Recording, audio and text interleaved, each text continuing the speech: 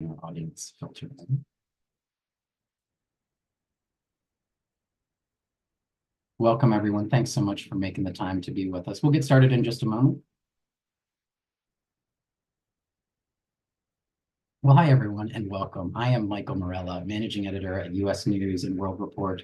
In today's webinar, we'll be examining how children's hospitals and providers are advancing innovations in pediatric gastroenterology and hepatology.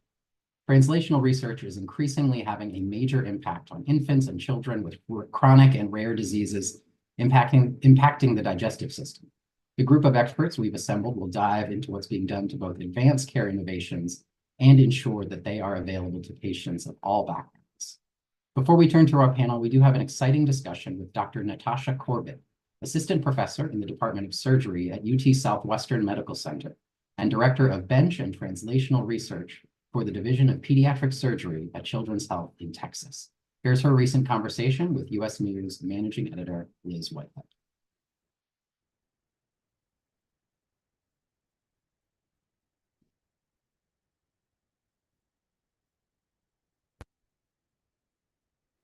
Welcome, Dr. Corbett. Thanks very much for joining us.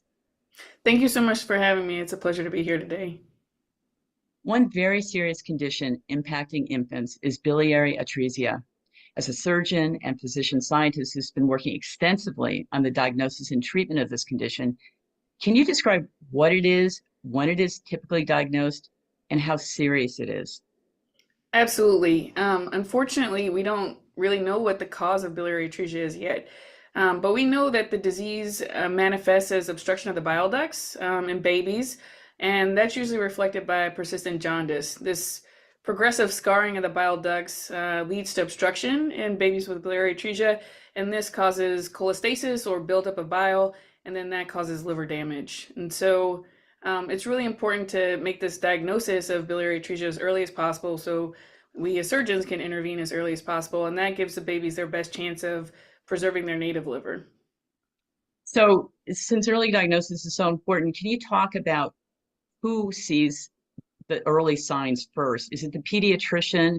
And is it generally, within a week or 2 or 3 weeks after a baby has gone home? What do they see first? And what's the first test? That time range is pretty much right on par. Sometimes parents see or pediatricians will see the external signs of biliary atresia, which is typically yellowing of the skin or eyes, so jaundice, or even they can notice pale stool color. The stool can look like clay or chalk.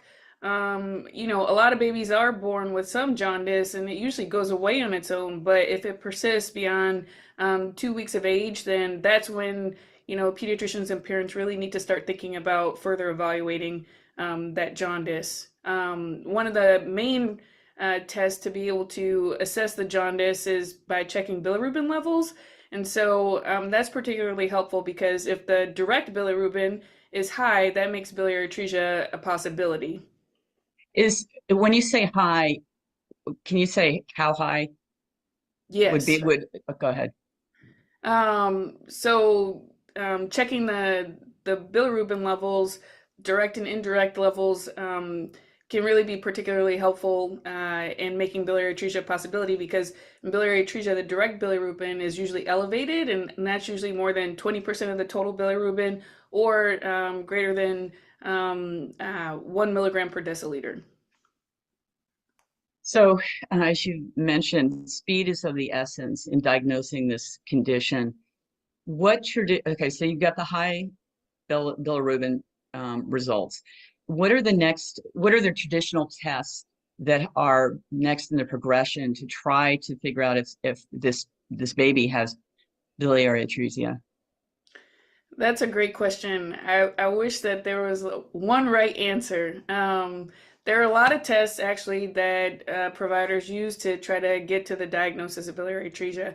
There's no exact right way that all centers do across the nation. Everybody does kind of a little bit of something different, but some of the options are, once you know that the baby has jaundice and they have an elevated direct bilirubin and biliary atresia is on your radar, you can get an ultrasound. And so an ultrasound will help you look at the baby's liver and duct anatomy And sometimes that can reveal like a congenital anomaly or like a biliary cyst, and then you can do the treatment for that, right?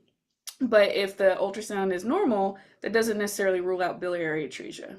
Another example of a test that people use to try to work up biliary atresia is a nuclear medicine scan or a HIDA scan. This is a test that actually helps determine if the biliary tree is open or not, which is really important because the biliary tree is blocked in biliary atresia. But it takes 5 or so days to prepare for this test because babies have to get pre-medicated and get optimized for the test. And then there's some more invasive tests. And so at some centers, they have a specialist and a gastroenterologist who's an advanced endoscopist. They can do a special procedure called an ERCP, where they put a scope into the intestines, they shoot a little dye into the bile ducts, and then they can see if the bile ducts are open or not with x-ray. You can imagine this is really hard to do in a small baby, right? And it takes a really skilled proceduralist, and it takes specialized equipment that all centers don't have. And in fact, it's probably pretty rare for centers to have a advanced endoscopist that's able to do this in a small child. And then at some centers, they do have pathologists that are really specialized in looking at liver pathology. And so if a baby gets a liver biopsy, they can assess it and see if there are signs that are suggestive of biliary atresia. But they don't actually rule in biliary atresia. The gold standard to make the diagnosis of biliary atresia is an intraoperative cholangiogram. And, you know, that's surgery. And so you can imagine there's a little reluctance with committing to a diagnostic surgery in a small baby. I do want to emphasize how important it is to reach the diagnosis quickly. And you can imagine that all these tests take variable amounts of time. But for biliary atresia, every day a baby gets older, you can picture their liver injury is getting worse, right? And so the likelihood that they'll end up needing a liver transplant goes up. And right now, 2 out of 3 kids with biliary atresia will end up needing a liver transplant. And obviously, it's the prognosis for kids getting a transplant is, you know, much less positive than those who are able to keep their own livers. Absolutely, because, you know, liver transplantation requires lifetime medication, lots of complications related to liver transplant, even in today's age, even though a lot of advances have been made in the field. So with that in mind, you and your colleagues have been looking for improved diagnostic approaches that are perhaps less invasive, allow the possibility of getting answers more quickly to stave off this scarring of the liver. Can you talk about this new approach that you've been working on and a sort of a very promising pilot study that you've completed? Yeah, I would love to share a little bit about the work that we've been doing. And so, you know, one of our goals is to be able to assess if the bile ducts are blocked or not in a non-invasive way. As a surgeon, I love surgery, but, you know, it would be really great for these kids if we could come up with a really good way to make the diagnosis without doing surgery. In surgery, though, one of the ways that we can see the bile ducts a little bit more clearly is by using this fluorescent dye. It's called indocyanine green. And what's so special about this dye is that when you give it through an IV, it gets goes into the blood and then goes into the liver, and then it all flows through the bile ducts. So we can see the bile ducts really clearly in surgery. But after it flows through the bile ducts, it empties into the intestine, just like bile does. And so if there's no blockage in the bile ducts, then the dye will end up in a poopy diaper, just kind of like bile does. It ends up making your stool pigmented or colored, you know, yellow or green in babies. And so in our initial testing, we found out that this fluorescent dye, indocyanine green, after we give it, it reaches the intestines really quickly, sometimes within an hour, as long as everything is open. And even in kids who have elevated bilirubin, the dye can still reach their poopy diaper within 24 hours if the bile ducts are open and they don't have biliary atresia. But when we give it to patients who have biliary atresia, whose ducts are blocked or obstructed, then the fluorescent dye, it can't make its way out. It won't reach the intestine or the soiled diaper. And so in this way, if the dye makes its way all the way through, then we know that the bile duct's open. And if the dye can't make its way all the way through, then we know that the bile duct is blocked. And we can assess these diapers to see if the dye's made its way through just by using a special camera and figure out the results within 24 hours. Just a quick follow-up on that. since the damage is progressive, do you have situations where you could have a partial bile duct blockage and some of the dye might get through, but then it will close up? Yeah, That's what, so biliary atresia is progressive, and so the scarring of the duct might not cause a complete blockage right when the baby is born. That might happen over a couple of days or even a couple of weeks, but it happens very quickly. And so let's say that we gave the fluorescent dye and it went through, but we were still concerned that the baby had biliary atresia and that things were progressing. We could definitely give the dye again. It's totally safe to do that and very easy to do that. And certainly with the concept in mind that biliary atresia is an evolving and progressive scarring disease. And so, there's no age or size minimum, and the dye is pretty inexpensive. So it's not very burdensome to have to do it again. what is in your initial study, what was the accuracy and sensitivity of the test? Yeah, so conceptually, the test is just like doing a cholangiogram in the operating room, but without the surgery or the X-ray. And so the sensitivity in our initial study, in a little over 20 patients, the sensitivity was 100%, and the specificity was 85%. And we just have compiled all our results together and submitted to the Journal of Pediatric Surgery, and so that's going to be published soon. And so we're hoping to, repeat the study in a really large cohort of patients across the Western United States. Wow. In the Western Pediatric Surgery Consortium. So that includes 10 other children's hospitals, just so that we can get increased diagnostic accuracy by enrolling more kids. So is that something that you hope to see begin in 2024? Yes, ma'am. Oh, that's really exciting. In general, when you're dealing with these fragile infants with these serious diseases like biliary atresia, how important is just continuing to refine diagnostic testing? It's super important. I think, in fact, it's the most important thing. These kids' lives depend on it. I think that, the way that and what we know about biliary atresia without actually knowing what causes it, the best way to improve the outcomes for these kids is by making the diagnosis as early as possible. And so by developing new diagnostic strategies and new testing strategies, we can minimize, some of the burden on these kids of going through multiple different procedures or multiple different tests or even surgery if they don't need it, but also expediting, the diagnosis, and so that they can, get treated as quickly as possible. I think what makes this test so promising is how quickly we can know the result, and so far how sensitive it seems to be. And so if we have a really sensitive test that can be done really quickly, that might help some kids be able to get diagnosed faster, get intervened on faster, give them their best chance to keep their own liver and not need a liver transplant. That's really encouraging.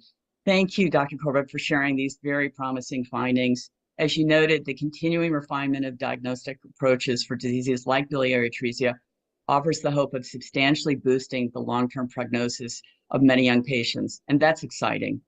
Thanks very much for sharing your time and your expertise. My pleasure.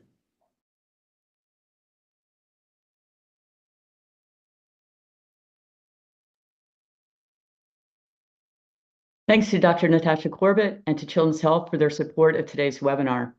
Now, to begin our panel discussion, I'd like to invite our experts to turn on their cameras and audio. You can find the full bios of our panelists along with links to past and future webinars at usnews.com/events. Today's session is being recorded and will be available to watch on demand on the US News website. Now, I'm very happy to introduce our outstanding panel. Dr. Georges Becerra, Professor of Pediatrics and Chairman of Pediatrics at UT Southwestern Medical Center, and Pediatrician-in-Chief at Children's Health. Dr. Conrad Cole, Medical Director in the Division of Gastroenterology, Hepatology, and Nutrition at Cincinnati Children's Hospital Medical Center, as well as Medical Director with the Intestinal Rehabilitation Program and Professor of Clinical Affiliate Pediatrics at the University of Cincinnati College of Medicine. and Dr. Ian Leibowitz, Division Chief of Gastroenterology, Hepatology, and Nutrition Services at Children's National Hospital in Washington, D.C. Welcome. Thank you. Thank you. I'd like to start off by asking each of you to briefly discuss who your institutions serve and to sketch out your own personal areas of responsibility. George, would you mind starting us off? Absolutely. It's my pleasure. Let me first say what a privilege it is to spend this hour with you and two just outstanding colleagues. It's also a privilege to know that we are reaching an audience that is curious about pediatric digestive disease. So thank you very much for the invitation. As a pediatric hepatologist, I work at Children's Medical Center in Dallas, which is a hospital of the Children's Health System of Texas.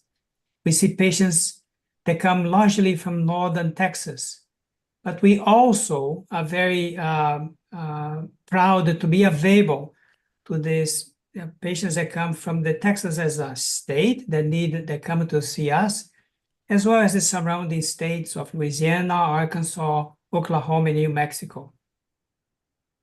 Thank you. Conrad? Yeah, good afternoon, everyone. Thanks for the invitation, and it's definitely a privilege. I am at the Cincinnati Children's Hospital Medical Center, and that's really in the southern part of Ohio, the western part of Ohio, and we basically sit at the border of Kentucky and Indiana. So our primary service area really is the tri-state area, which includes Ohio, Kentucky, and Indiana. But then we do have a reach not only within those three states, but nationally, and sometimes we also see patients internationally. My area of interest is in intestinal rehabilitation or intestinal failure. Those are patients that need chronic parenteral nutrition for multiple reasons, and also in identifying the nutritional challenges that children, do have that we see. But I've sort of like also focused mainly on children from low-income background. Thank you. Ian? Yes, my name is Ian Leibowitz, and I am grateful to be here as well, and honored to be serving with these two other gentlemen who downplay their own expertise at all opportunities. So to both of your credits. I serve as the head of gastroenterology at Children's Hospital in Washington, D.C. Like many others, we serve a broad range of populations, from the wealthiest in some of our suburbs and inner city to some of the poorest patients in the region. We also serve a big tri-state area here of Washington, Virginia, and Maryland, as well as the region, and we have a large international program as well. My own personal area of interest is in pediatric inflammatory bowel diseases, Crohn's and ulcerative colitis, as they affect children. Thank you. So I'd like to pick up initially on our video and the rapid improvement in diagnostic testing. And what's fascinating is a lot of these conditions, there are different approaches now that are being tried. And George, you have worked on or developed a breakthrough blood test, the MMP7 for biliary atresia. Can you talk about that? That's looking really, really promising, and it looks like can be widely made available now. Yeah, so thank you for the question, and I enjoyed watching Dr. Corbett's comments. And indeed, actually, the field of pediatric liver disease has been a passion of mine, with a focus on biliary atresia. And with collaboration with investigators of the collaborative known as Children or Childhood Liver Disease Research Network, which is a group of 10 to 15 centers that study pediatric liver disease, we're able to collaborate with them. And they did a proteomics assay and identified a protein known as matrix metalloproteinase type 7, or MMP7 for short, that alone appeared to have very high accuracy to differentiate biliary atresia, babies with biliary atresia, from those with other types of neonatal cholestasis. And the promising of this diagnosis is that it can be done with a very small sample of blood, can have a turnaround time of 1 to 2 days, Mm. And then with this type of discriminatory accuracy, one can think about making a diagnosis early on, minimizing or decreasing the number of tests that are needed, and then having a prompt referral to a pediatric hepatobiliary surgeon to assess a final diagnosis and the surgical treatment for biliary atresia. So who can do this test now? Can all major hospital centers do it? Who can do it? So at this time, there is one test that is available, a specific technique that is a very fast turnaround, and it's done at Children's Medical Center Clinical Laboratory in Dallas. I think that it is, I would not be surprised if other clinical laboratories began to offer it, because it has become so uniquely enabling. But as I understand today, the clinical lab receives blood samples from different centers in the United States, and they are committed to turn around time to be within 1 or 2 days, and the clinician has the test result. That's wonderful. Conrad, if you were to try to get your arms around the enormous advances in gastroenterology, do you want to pick out a couple of the diagnostic improvements that you're seeing that you feel are important to highlight right now? Yeah, absolutely. I mean, pediatric gastroenterology has seen several diagnostic advances really aimed at improving the assessment and management of children with gastrointestinal disorders. And the biggest, of course, are, what I like to say it's a toy, and those are the endoscopic techniques. Our endoscopy equipment has really been refined, and the procedures we do have become less invasive, allowing for better visualization of the GI tract. And there are also advanced techniques, that have evolved over time. And, we are at the point where we can use transnasal endoscopy without needing anesthesia. I mean, these are really fascinating, or utilizing the capsule, the camera peel, to visualize the small intestine. These have really become very common in pediatric patients. And then our colleagues in radiology, have also developed high, resolution imaging technologies to assist us in terms of the MRIs and the capsule and the CT scans, with collaboration from GI physicians that really have made the modalities easier to aid in diagnosis of inflammatory bowel disease, congenital anomalies, and tumors. And then there are genetic tests that have also evolved for us to be able to identify congenital disorders that in the past we had no idea what we were looking for. But the next-gen sequencing techniques that really have facilitated the identification of these genetic mutations associated with these GI conditions. And then there are non-invasive biomarkers, really, such as fecal calprotectin, lactoferrin levels that are really markers of GI inflammation that have also helped us to not only to diagnose, but to monitor diseases that we needed to have to do very invasive endoscopy to be able to do. And then microbiome. I mean, there's just a whole lot of things that are in the pipeline, that will definitely, continue to aid us in the things we do and in challenging the way we manage our patients. Yeah, we'll definitely, I want to talk more about the microbiome and genetic and serologic testing as we move along. So thank you for raising those. And Ian, if we're talking about what's available now, where are we with ultrasound diagnostics, and are there other diagnostic testing advances that you want to add to your colleagues? Yeah, I mean, I think that Conrad has thrown the gauntlet out there on so many different tests that are coming available that are useful. But I also think that the transition from some of our traditional modes of doing things is happening as well. Ultrasound's a great example of that.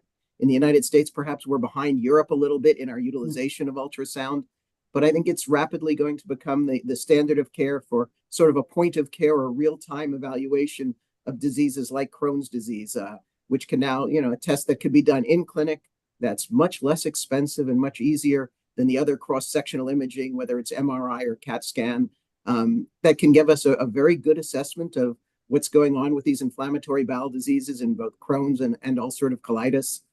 These have been shown to show changes as early as 2 weeks after the initiation of therapy. So they can not only be used for diagnosis, they can be used to follow up on therapy. They can use to look for complications. And I have to point out, it's extremely patient friendly to be able to do it in a point of care setting without any preparation in the clinic, to engage with a patient in joint decision making about proceeding with changes in therapy and the like. It's really going to be in many respects a game changer for some of the ways that we currently manage some of these diseases. I think ultrasound is advancing in other places. I'd be interested in what George thinks about the use of things like ultrasound for fibrosis and fat in the liver as we get to evaluating and taking care of more and more patients in that regard, and potentially for fibrosis even in the bowel as we get more sophisticated with our ways to look at this.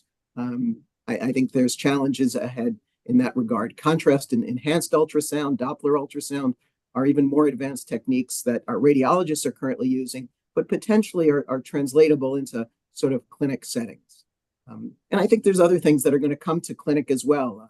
Our motility colleagues do a lot of motility studies, but some of the simpler things like anal rectal manometry for some of our patients are probably going to end up in clinic as well, in outpatient settings. And this will both make care more available to people, but also much less expensive for people instead of having to go through operating rooms and the complexities of inpatient admissions for a lot of these studies. So Ian and Conrad, I'm wondering, it sounds like listening to your wisdom there that looks like the field is benefiting in new diagnostics in two ways. One is the advanced sophisticated modalities, and the other one is actually using old tests in the point of care to facilitate diagnosis in a timely fashion. I'm wondering, have either of you found that having this access to simpler, innovative ways to use common tests like the ultrasound allows you to actually focus on the next step and not have to do so many other tests, simplifying what you need to take the next, make the next clinical decision, if you will? I mean, that definitely is true, that with these simple, non-invasive tests, we can now focus. I mean, the fact that they are now easier to get. I mean, I mentioned like the stool studies, right? That we don't have to do endoscopies to follow up our IBD patients. Now we can also do the bedside ultrasounds, and we can also do fiber scans in clinic, right? So these really are things that will make our outcomes much better. It is definitely user-friendly. I mean, patients spend less time and it's more cost-effective. Ian, Give I you have one last example, if I could, Liz, in this regard, exactly what Jorge is talking about. We go from being able to track disease by something as simple as a calprotect in a stool sample, where we used to only be able to use endoscopic intervention, to the opposite end, where technology has gone so far as to molecular endoscopy, which is, I think, in our future, where we're starting to see studies looking at using antibodies injected through a colonoscopy to look for specific cytokines in the bowel, where we can stain them and use very specialized endoscopic narrowband imaging to see if that bowel lights up an anti-TNF response to predict which therapy is going to work. So I think that George's point of simple techniques that we can do that now help us to the most complicated things, this is an expanding future for what we're doing in pediatric GI disorders. Well, I'm going to come back to all of you and ask what lies ahead, because there, as you said, it looks like the next 5 or 10 years are going to have many more advances. Ian, you said one thing I just want to quickly follow up on. You said on ultrasound diagnostics, we're a little behind Europe. Is there a reason for that? Boy, I think that's a philosophical question we could talk about. We do tend to fall in love a little bit with the next and greatest technology. And so we have used MR, for example, far more expansively than I think they do in Europe, where they're perhaps more cost conscious, more willing to expand the use of primary technologies before jumping to the next technology. I mean, there are reasons in fairness why MRI has, in some patients, is better. It's better for small bowel disease above the ileum, for example, and upper tract disease and things of that nature. But I'm not sure that I can answer the question of exactly why we are behind Europe in ultrasound. Yeah. So maybe somebody else can. George? Can I add? I think a lot of this is culture. If you go to the training of a gastroenterologist in Europe, in countries in South America, like Brazil, where I was born at, they are trained to use ultrasound of the liver. It's not done by a radiologist. There's a gastroenterologist that in the clinic gets very good at doing that. So it's part of their curriculum, whereas it's not part of our curriculum. So we have seen this recent wave of specialties that are beginning to do that, not only in a GI clinic, for example, but in the emergency room and things like that. Now, it's important that the community knows that before any provider can do that type of application of ultrasound, she or he have to undergo substantial training so that there is quality in the test and in the interpretation. Really interesting. Conrad, there have been a lot of improvements on not just surgical techniques, but approaches to certain, intestinal disorders, making where you can try to improve adaptation to avoid the need for later transplantation. Can you talk about where you're seeing the role of surgery and how either you're helping patients maybe avoid surgery or improving their response to surgery for certain diseases or disorders? Absolutely. I mean, the surgeons, just like for hepatology, are really our partners when it comes to intestinal rehabilitation and modification. I mean, we like to be involved as soon as possible as gastroenterologists in the management of these patients. And because not every patient is alike, it's good for us to align with the surgeons to know exactly what the anatomy is. They have definitely improved their techniques with regards to helping us with adaptation. And so they do now lengthening procedures, such as the STEP, which is a serial transverse enteroplasty. But there are other lengthening procedures that our surgeons are really very good and attuned and trained to do. And that really helps to assist in the process of adaptation. And there are drugs now that are out, that have been introduced to the market that are based on, hormonal therapy, more or less. And these drugs really work on the GI tract and help us with enhancing, adaptation by, helping the GI tract to either dilate or improve the absorption capacity by increasing the mucosal growth. And so these really are products that can be used. They're more available. I mean, they're costly now, but with time and as more of them become available in the market, it will become more cost effective.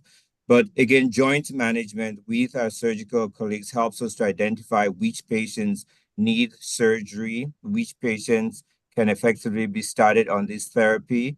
And then, there are, again, from a feeding perspective, we understand a little bit more about food as therapy in these patients. And with time, I'm going to throw out the microbiome again here as we understand the role of the gut microbiome in the GI. It's hopeful that advances in research will lead us to understand how alterations in the microbiome composition may really contribute for how we will then be able to adapt, our diet or other things within the GI tract to enhance adaptation.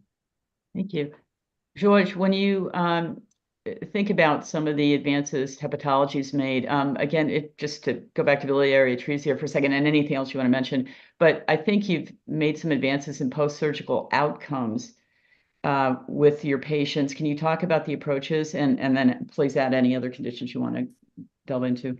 Yeah, I'll be glad to talk about biliary atresia, but let me first go back to Dr. Conrad's comments because he is just absolutely right on how understanding how the gut works has allowed the field to develop drugs that target specific pathway. And he and his team at his center looked at one called GLP-1 agonists, glucagon-like peptide type 1.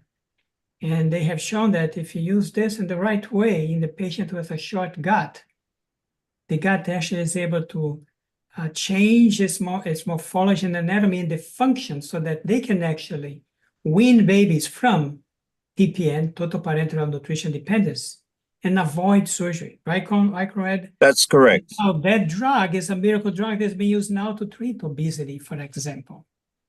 So going back to biliary atresia, perhaps the greatest contribution that a non-clinician can make to the surgical outcome is to make sure the diagnosis is done early on, as early as possible, because that's the most important determinant of surgical outcome. For example, a baby that is diagnosed at 4 months of age is likely not to benefit from the Kasai surgery to treat biliary atresia. Should be thinking about what else should they do for those babies. If it's early on, the best the outcome. Let's assume for a moment that we are able to diagnose the baby's biliary atresia early on in life. First 2 months or so, 60 days appears to be a magic number. They have surgery prior, the youngest one, 6 days, 60 days, 65, 70. They are going to have a chance to have biliary drainage. We found that in addition to the early diagnosis, if we can do a combination of antibiotic treatment and corticosteroids, depending on the immediate response of this surgery, early on in the course, they will have better chance to restore bile flow. Let me review that again. If the baby has surgery in the first week of life, the stool color becomes normal, meaning that the bile flow is happening. You leave the baby alone, the baby's going to do very well. The babies that don't have that immediate response after surgery, we collaborated with surgical colleagues and treated them with antibiotics and corticosteroids, and we had a much better success rate to have that bile restore the flow. So I think we published that early last year, but I think it needs to be reproduced in other centers to make sure that we better understand how to best utilize that duo, that combination of medication in the immediate postoperative period. That's exciting.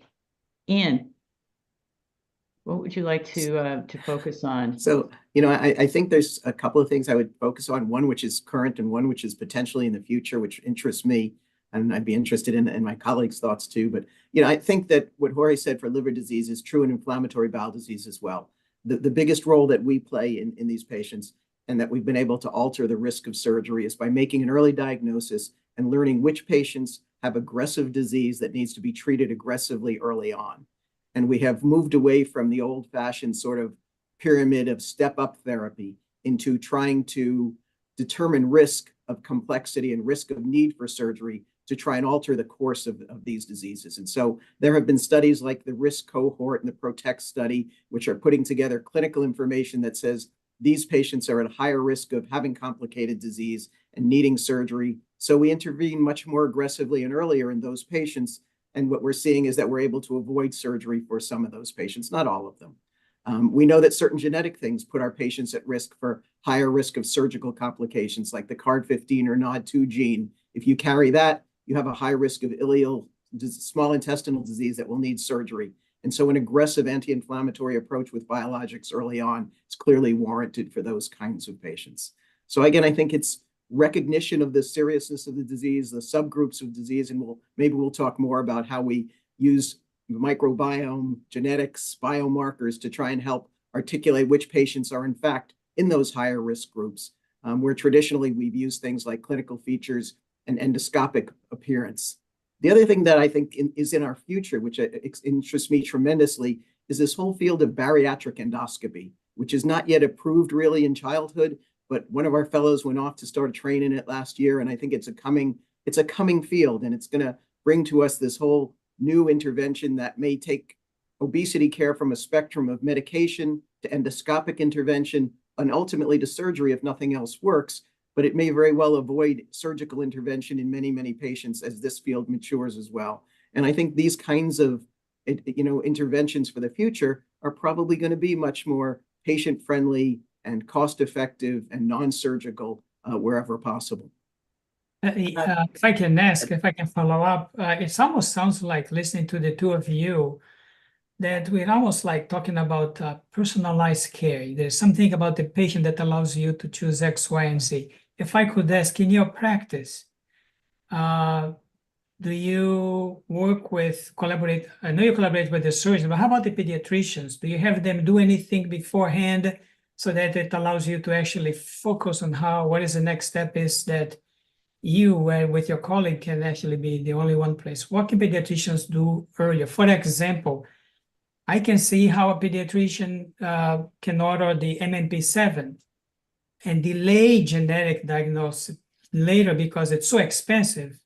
So how to do that even before they come to us? So are you using that approach in your practice? Yeah, I mean, I think that obesity is going to be a classic example of that, George. Most of obesity care, and there's AAP guidelines now for obesity care for the pediatricians. And so the use of medications, I think, is going to be way too expansive, way too frequent for specialists to be involved in this. And I think that there's going to be a co-management around these patients.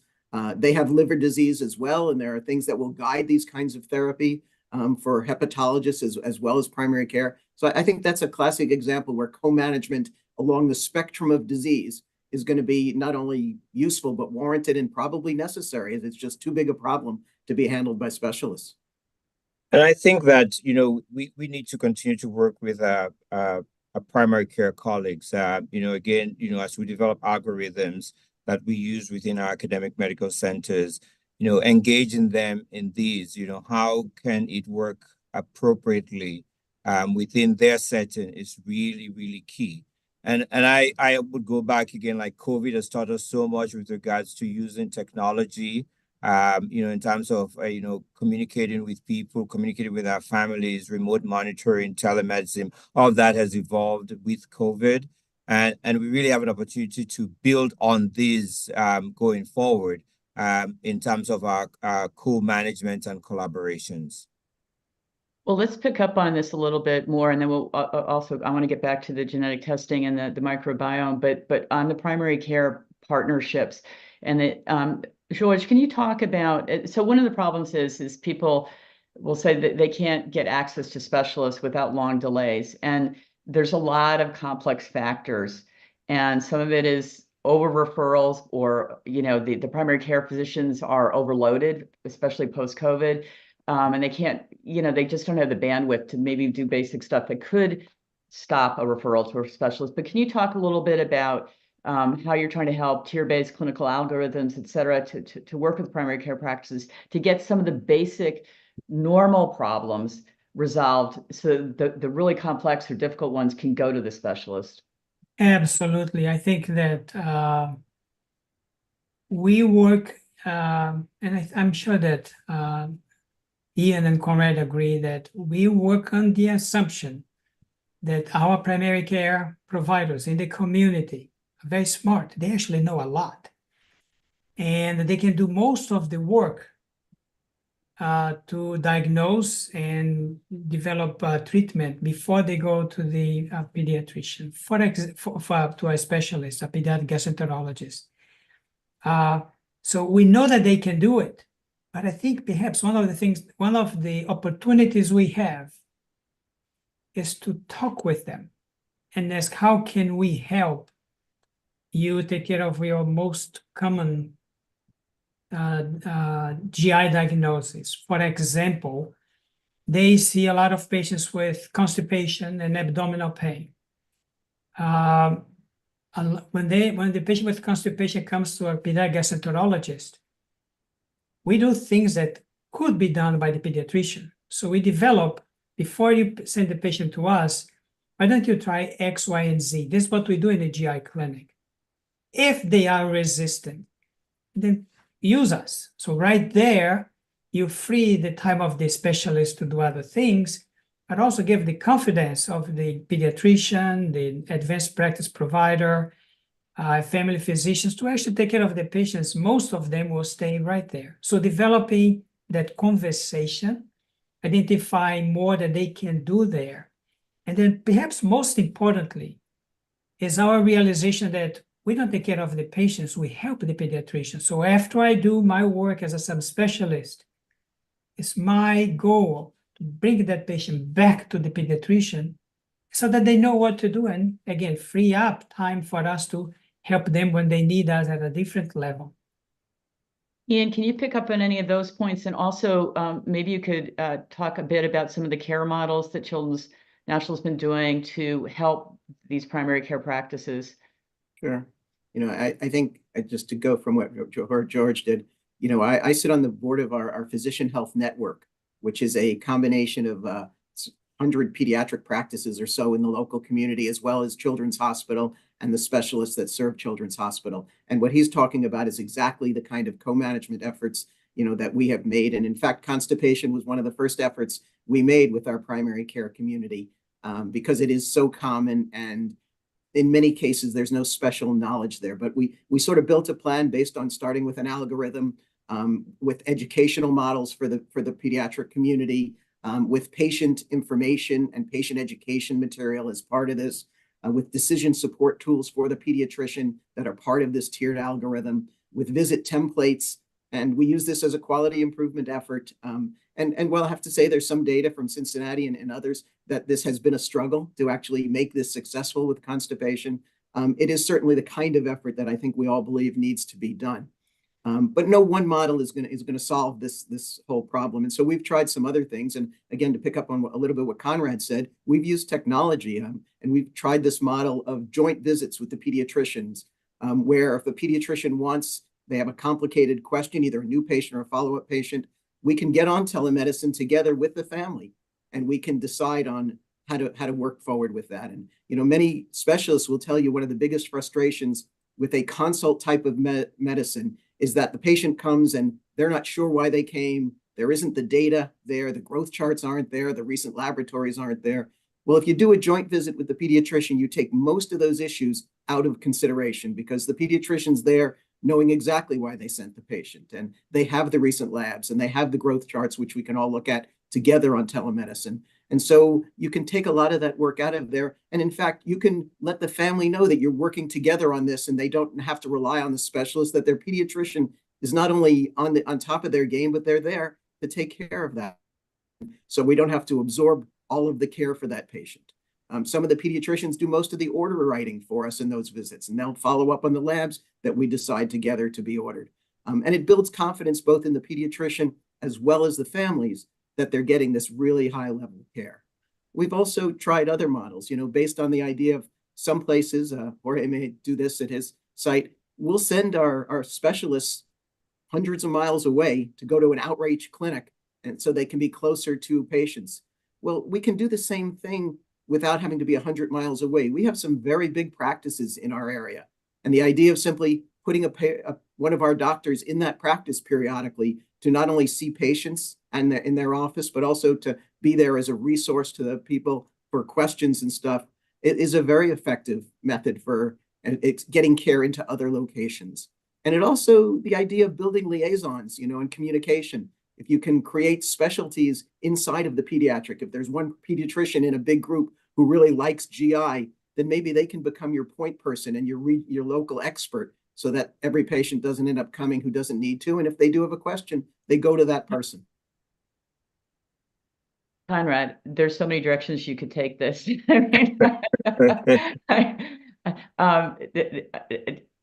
Pick what you want to do, but he brought up sort of home care a bit. And there is more, for example, home management of short bowel disease and conditions like that. If you and then I want to get back to nutrition, which also can be handled remotely. So just if you want to just focus on working with families for home care, remote care, which is especially important for families that don't have a lot of money and they can't travel and they can't take time off. So if you don't mind taking a little moment on to talk about that, and then we'll go back to some of these other issues. Yeah, absolutely. I mean, we thought during COVID, honestly, that this levels the playing field. It doesn't, but again, we will continue to work with our families. And when I say that is because, again, internet access is not even all over. So I mean, some of our families who live in very remote places have to go somewhere to be able to connect to us. But it prevents them from traveling hundreds of miles to come and see us. So one of our colleagues here at Cincinnati Children's actually worked on, setting up, and she was the person who basically was the champion for remote monitoring for our short bowel patients. So we do not have to bring them in every week to get their outputs and their intakes measured. And she's worked with our technology team. They set up an app. They work with families. They download it. They would send us the information either on a daily basis if they can do that. Not all families can, but some can, and others twice a week or once a week. And it's made a tremendous difference. So we don't have to see them as often as we used to in the past. We send our patients home with scales for them to weigh the babies on a weekly basis. And we're able to adjust our TPN. We can then write TPN and make changes. We can advance feeds or decrease feeds. We can add medications. These are things we did not used to do before she really pioneered that particular aspect and worked with the team. It's made a big difference for our families in remote areas. In other states, you know, that we have licensure, we're able to do that in West Virginia and other places in New York. I mean, where we have patients as far as all those places, and we're able to get that. So it really has become a very convenient healthcare delivery tool for us. And we have seen, I mean, we hopefully will publish the data soon, but we've definitely seen not only the fact that you decrease return visits, but we have definitely been able to decrease our, we'll be able to improve our rates to getting patients closer to being off PN because of these remote monitoring that we've done. And then again, telemedicine, we can jump on if they're in a state that we could do visits in. We could jump on when we notice something. If we think this is more than just a phone call, we're able to now jump on and see our patients, get a quick clinic visit, and try to address the issues that might be coming on. So again, PN or parenteral nutrition is definitely key, but also even for our tube feeding kids, right? I mean, this makes a big difference for our failure to thrive patients, our patients who really are having growth faltering, weight loss, malnutrition. We're able to address it also utilizing our remote monitoring. Thank you. And Ian, even just the older pediatric population, college students, there's some inflammatory bowel disease. Can that be treated remotely? Yeah, so we do an enormous amount of that. I think not just us, but all centers now. You know, college kids are busy, and many of them are doing very well, and we can do visits by telemedicine. But honestly, some of our patients are now getting infusions in their college dorm rooms because they'll send nurses to the college dorms to infuse some of our biologic therapies when the patients are stable and it's appropriate. Yeah, so the amount of care that you can provide, it's like Conrad's patients, our patients, you know, Jorge's patients, George's patients, they're all, we're seeing more and more proliferation of these kinds of at-home services, things we just didn't think we could do before, that now with technology and with home nursing services and with the telemedicine option, we can do an enormous amount, not in the office any longer. George, if we start to look ahead at where we're going in the next 10 or 20 years, what do you see as some of the most exciting advances in hepatology that you're, you know, is it surgery? Is it diagnostic techniques? Is it the relationship with the microbiome? Is it what nutrition and where are you seeing where you can have the biggest impact? In liver disease, the future really is being colored by the type of advances that are very transformative. For example, understanding how bile acid flows. We now are doing early clinical trials of medications that change, either block or change the behavior of bile acid cycle to improve or to decrease liver injury and improve outcome. The future of hepatology now is being marked by developing mini livers, or called liver organoids or biliary organoids, that allow us not only to study diseases using human samples or samples from a diseased liver, to actually then in the future try medications using the patient's own mini livers in a test tube or in a tissue before you can apply it to children, to kind of personalize a little bit more. But I think like digestive diseases, we are going to see how data analytics or artificial intelligence, the predictive artificial intelligence, to put the data together that encompasses microbiome data, genetic data, and environmental determinants to see what is important for the patient with a liver disease X, Y, and Z, and how can we actually change one of those to have them improve their clinical outcome. Ian and then Conrad. Ian, where do you see the future? Yeah, I mean, I think that George is exactly right. I think we would all agree that the future is in AI and machine learning and how it allows large data sets to be analyzed to a level of understanding that we currently don't have. I think of CF as sort of cystic fibrosis as one of those examples where when we were really able to understand the relationship between genetics and the physiology at a cellular level of what was going on, then people were able to take that information and develop drugs to directly impact the physiology of the disease and change the outcomes, the quality of life, the life expectancy of these patients. And, you know, I think we all expect that we're going to achieve a similar kind of advances in our other fields. You know, we have very rare monogenetic disorders where a single gene is the cause of certain inflammatory bowel diseases in young children, where we're starting to learn about what's the right therapy by that gene, the idea of, you know, personalizing medicine, not just precision medicine, which is, you know, better for a population, but really personalizing medicine. And that's, you know, right now a rare thing for those monogenetic disorders, since most of this, as George said, it's polygenetic, and it's the episome, the environment of care, it's the microbiome and the metabolome. All of these things play a role.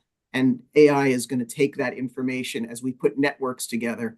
And again, I think this is key, and Conrad spoke to this earlier, and so did George, having networks of people working together in pediatrics to put enough data into these systems, because in children, these are relatively uncommon conditions, and we need large amounts of data to make this sort of AI work for us in the future. So I think there are networks in IBD, there's networks in liver disease, there's networks of children's hospitals around intestinal rehab.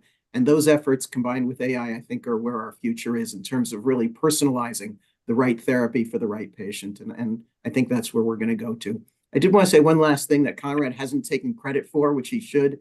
The intestinal rehab effort is probably the biggest thing that has prevented surgery, transplant surgeries for children, where there was a period not too long ago when many of these patients didn't have much of a future or faced very complicated transplants. So when you asked in the very beginning about avoiding surgery, he didn't take credit for this, but intestinal rehab programs across the country have been a huge step forward in avoiding the need for surgery. Thanks, Ian, for bringing that up. But I mean, that, again, it's been a team effort, and it really has spread across not only North America, but even in Europe, in terms of how we work together in teams, right? Our surgeons, our nurses, I have to bring that up here, have really been our champions in terms of, you know, making sure that these patients stay home and manage their lines appropriately. But I mean, both what Georgie and Ian said are really true in terms of these, not only the current diagnostic advances, but also the nuances in terms of data management and data interpretation really will continue to contribute, especially to earlier detection, more accurate diagnosis, personalized treatment. That's ultimately what's going to improve outcomes for children with GI disorders. I'd like to ask you all to close, to offer a final comment on whatever you choose to emphasize, or any issue that you don't think we've addressed. George?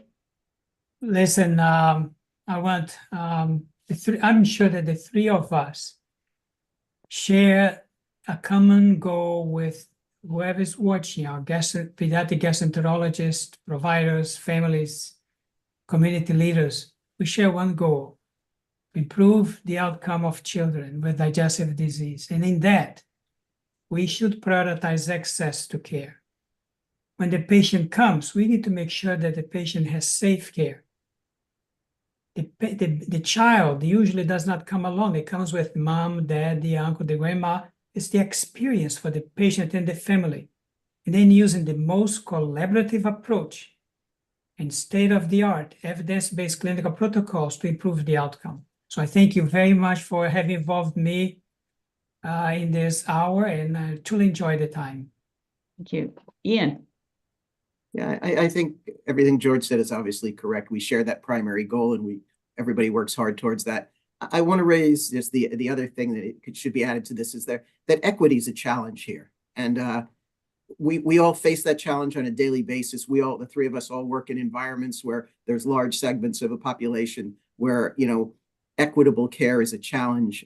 We've looked at that at our own institutions. And so I think science is going to continue to advance, and we'll get some of these advances. We'll learn some from the adults. We'll learn some. So the two things I would add to what George said would be, we need to be very focused on making sure that we reach all of our patients with all of the opportunities that are present for everybody, and that we engage the pediatricians in whatever methods are needed, whichever creative modalities we can come up with to make sure that there's a continuum of care from the primary care through our specialists.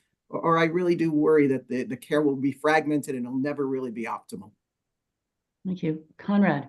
Yeah, and I would just jump on the bandwagon in terms of what Ian just said with regards to decreasing disparity. That's actually what I was going to talk about, is that as we improve access, we need to make sure that we decrease disparity, as we improve the way we diagnose and manage patients. That really has to be a focus. And we also need to pay a little bit more attention in terms of how we work with our trainees. Again, as the burden of care is increasing, and as we all try to look at the work-life integration, we really have to focus on that as well. And Liz, I want to thank you for letting me participate with these two young men. It's been a real pleasure. Dr. George Vizera, Dr. Conrad Cole, Dr. Ian Leibowitz, thank you. I have to say that you all are dealing often with the most fragile of patients, infants, very young children. And for any parent listening in, hearing the intense commitment to collaboration, how you work and support each other as a parent, it is so heartening and hopeful. So it's a period where you're having tremendous advancements, but also you feel that your child maybe is not just getting the support from their doctor, but from a nationwide network of experts who talk to each other and support each other in their work, which is really, really encouraging. I thank you all for an amazing, fascinating hour. I feel like we could have gone for another hour, and hopefully we can come back. Thank you so much.